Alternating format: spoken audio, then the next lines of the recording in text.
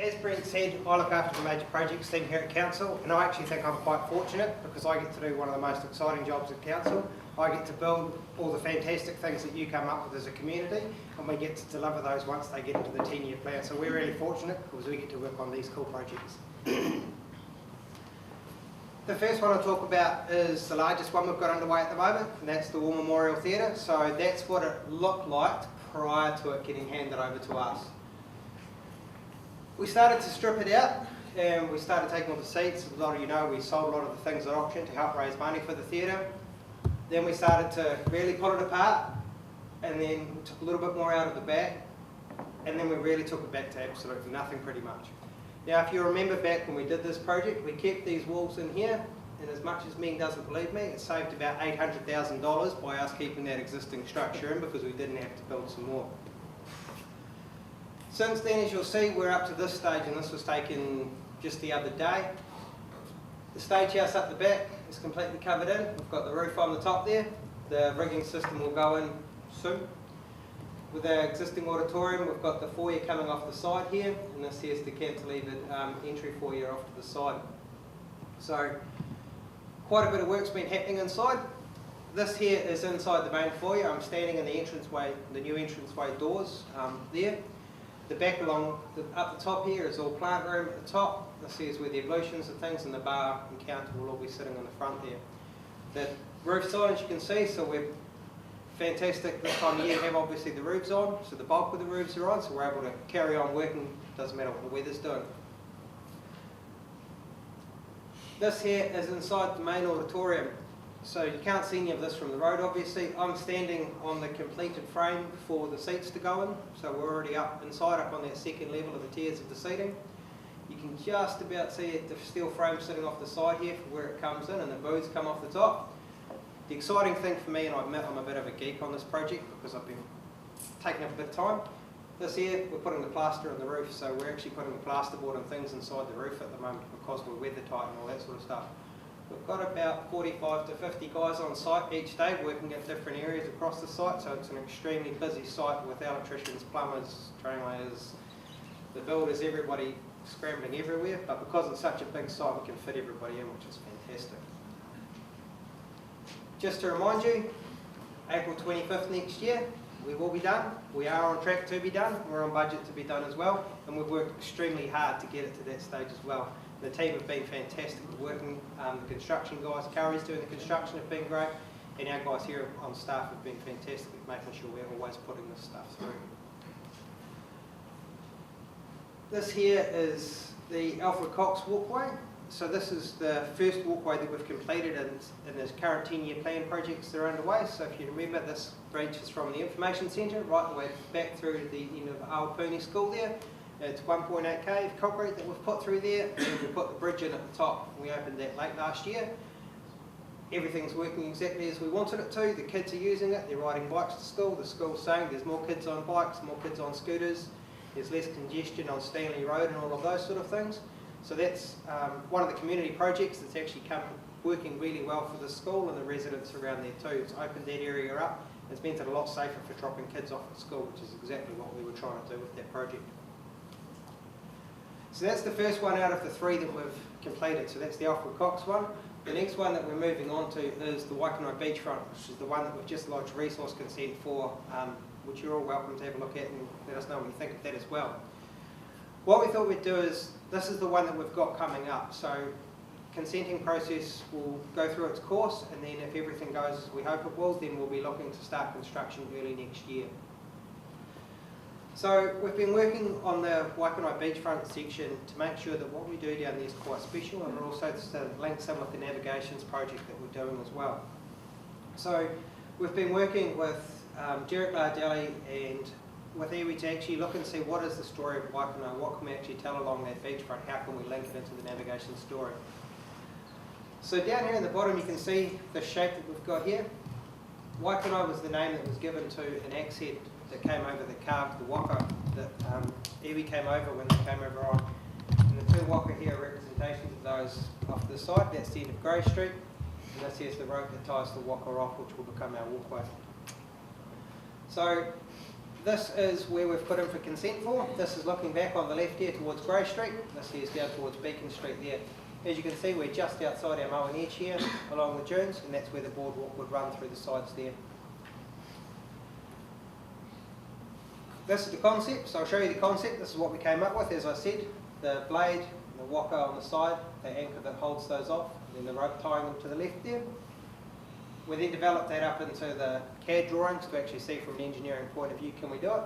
So we start off with a little bit of concrete here through a flat section, then we start off into our boardwalk about 28 metres in there. And it goes in, runs along, and that's what we propose to do at Grey Street in the current situation. This is running from Grey Street down to Roberts Road. You can see the line of the path running through the back of the dune there, just underneath those Norfolk pines, and then looking to redevelop the Roberts Road end there as well. So this is the concept we've got for Roberts Road, and I think most of you will have seen that picture in the paper, and we've presented it a couple of times of how we'd look to change that Roberts Road end to make it better for car parking, better for pedestrians, while still having access to be able to go through here on a bike or dunes, prams and those sort of things. Snaking along from Roberts Road to Beacon Street there, and then the Beacon Street car park being changed again so that the footpath runs along the front there. That's the one that we're hoping to do next year, and then after that we'll start looking at the Taruheru section. So we'll start looking at running up from the end of Bright Street just in behind us there, all the way up to the Derby Street Bridge. That's the next part that we'll be looking into. Sorry, I don't have any pretty pictures of that one yet, because we've been focusing on this and a couple of the other ones that you'll see going forward. So we end up here just at the Olympic pools. So the Olympic pools are just in here. So the aim is to get people from Grey Street, or get from here right down to the Olympic pools is this first phase of it. James, do you even recognise that picture? This is of course where we want the Cenotaph to end up being. This is what we've got to get it back to. As you know, we've been working on the Cenotaph for the last 8 months now. We've been hit by a couple of things that there's no way we could have known until we dug it out. This top left hand picture there, if you follow the laser pointer, see how it steps down as it goes down the riverbank. All the drawings told us that that went down to 3 metres here, and that's where we were going to tie our foundations off to. It only went to 1.5 metres, so it was nowhere near what we thought it was. If you look at the bottom picture, you can see there's actually nothing tying off the foundations in the middle there. So we've been doing a fair bit of work, redesign, a lot of work to actually figure out how to fix that problem and what to do. The solution that the team came up with, and they worked very hard and long on this, was actually a local solution. This is Pultron bars, so Pultron composite. This is the reinforcing bar that they donated to the project. Quite a significant donation of composite bar that's gone through here. So this is all fiberglass rods, which is great. They won't rust, they won't corrode, those sort of things. So even though the foundations were a heck of a fright, we ended up with a far better solution because we've been able to put a far better product in there and get a better outcome for it. And thanks to Pultron, it hasn't hurt the bank too much. These are our 4 lions. They've been through the restoration. They've all got ears now, which is something they didn't have 6 months ago. The one in the bottom left-hand corner, that one was actually in 3 pieces. You can just about make out the cracks running through here. That one was cracked before we took it off, I might add. It had been damaged through the earthquake and just those sort of things. So we've done the full restorations on the lions. They're ready to go back on once we finish.